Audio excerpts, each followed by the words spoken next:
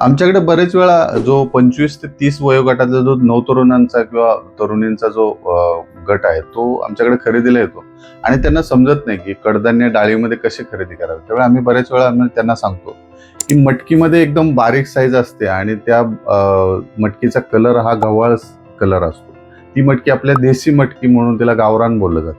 आणि जी दुसरी मटकी आहे, ती मटकीचा कलर असा चॉकलेटी कलर असतो, थोडी साईज जाडी असते. त्याच्यानंतर तुम्ही जर चवळी घ्यायला गेलात तर त्याची साईज मीडियम असते. तिच्या तोंडाला असा काळासा डाग असतो. ती आपल्या देशी वाण आहे. आणि जे दुसरी चवळी ही पूर्ण चमचमीत असते ती चवळी आणि तिला ब्राझील चवळी बोललं जातं. त्यानंतर तुम्ही चण्यामध्ये जर गेला तर चण्यामध्ये चण्याची साईज छोटी असते आपल्या देशी चण्याची.